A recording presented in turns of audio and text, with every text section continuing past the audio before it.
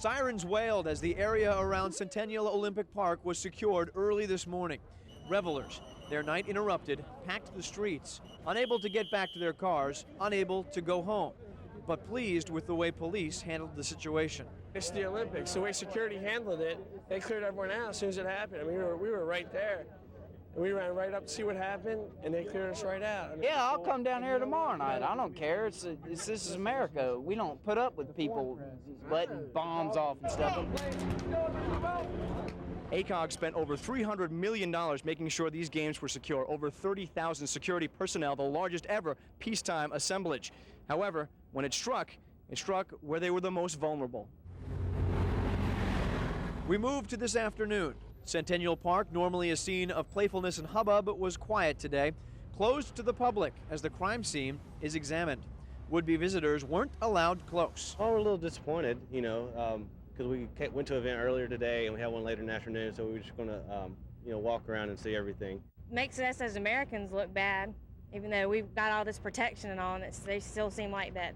Makes us look like we can't do our job and aren't doing our job when we really are. The mood is sober, security is tight, but the games continue.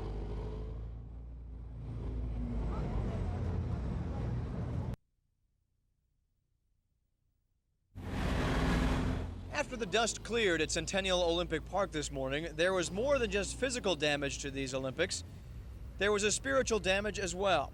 While no athletes were hurt, some were shaken. American tennis player Monica Seles knows emotional pain. She missed almost 3 years of competition after being attacked. I mean, all you can think. We've been there a couple of times myself in that area, and just have to say, you know, all our thoughts and prayers are with the people. Athletes are being cautious, with many deciding not to go in non-secure areas. When I first heard about it, I was a little shocked. I was like, wow. But, I mean, it's nothing I can do about it. Basically, all I have to do now is focus on running the 400. The paranoia has spilled over to other public places. An underground mall and 2 MARTA stations were evacuated this evening in Atlanta when packages found to be harmless were discovered. However, these may be the images for which Atlanta is remembered. Not the competition, but the chaos, as reality barged in on Olympic Games.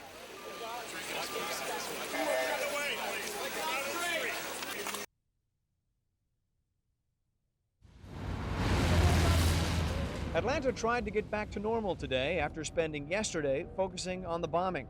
Despite the wet weather, MARTA was running at full steam as people cautiously made their way back to the games. My sister was talking about how excited everybody was about it and everything, and now it's just kind of everybody's all worried about it and everything because of the bomb.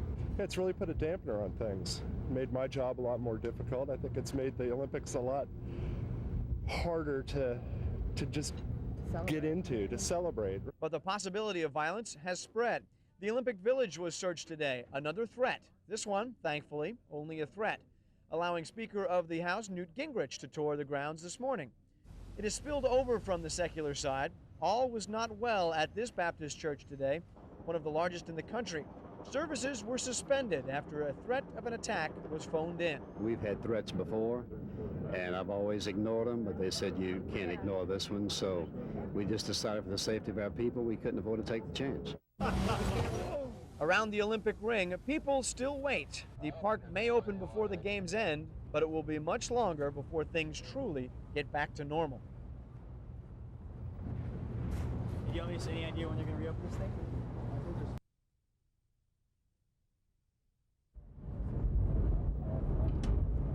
The effects of the explosion in the early hours of Friday morning are very far-reaching. Not only has the security been stepped up dramatically, the economic impact of the closing of Centennial Park is enormous. This weekend was supposed to be the most profitable of the fortnight, but the blast changed all that. This area behind me was supposed to be one of the very busiest of the games, but as you can see, it's almost deserted. For the last 2 days, the vendors haven't even been able to access this area, not to mention the customers, and that is costing thousands of dollars. How much your head? That one's $18. It has a pocket inside, possibly about $30,000. Oh, probably between $20,000 to $35,000. Many sunk their savings into this venture, and those lost dollars are hard to make back. Prices are falling just to get rid of excess merchandise. Vendors are banking on a resurgence to recoup losses. These were certainly going to be our two biggest days, and next weekend might be, Friday, Saturday, Sunday could be quite big. But we felt these 2 weekends, particularly with track and field cranking up, were to be our biggest. The paranoia continues. While we were near Centennial Park, an unattended bag was discovered. Police searched it and removed it without incident. The park is slated to open Tuesday, but that could be too late for the vendors.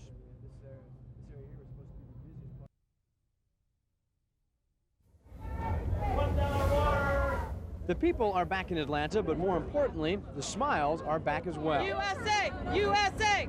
Fans streamed into downtown Atlanta today, ready to get back into the Olympic spirit. The spectators are happy that things are starting to get a little bit back to normal, but no one's happier than the vendors, and as happy as they are, they're putting everything on sale. How are you today? I'm fine, how are you? Hats are half price at this superstore, and Olympic water is 60% off. Will be as tall as Shaq, $1 water. The vendors are trying to move merchandise and give people an Olympic break. They've finally reduced the prices to what they were before the Olympics. So. This couple from Boulder City was out enjoying the events today. Oh no, we have a daughter that lives here. Oh, really? And we're, we staying here with her, and she made a quilt after the Olympics, so we came out in May to see it, actually. Centennial Olympic Village reopens tomorrow, not a minute too soon for the city of Atlanta.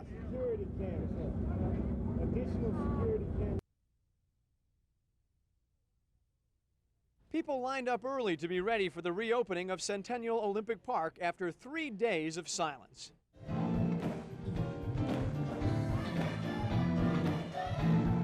The happiness of the opening was tempered by the memory of those who died and were hurt in Friday night's attack. Ladies and gentlemen, it is now our pleasure to declare reopen Centennial Olympic Park. The response to the reopening of Olympic Park has been outstanding. About twice as many people here today as would normally come on a day of the Olympics. They're all out here making a statement. We decided we're not going to stay home. We're going to come right back out here and tell these people that, we don't put up with that here in Atlanta. I feel good. I think the games must go on. Bad things happen, and everybody seems to be confident in themselves out here today, and everybody's having a great time. Just to see so many people out, celebrating the Olympics together, all nationalities, which is wonderful. Fans were back in the swing of things, trading pins and playing in the Centennial Fountain. But the victims will not soon be forgotten.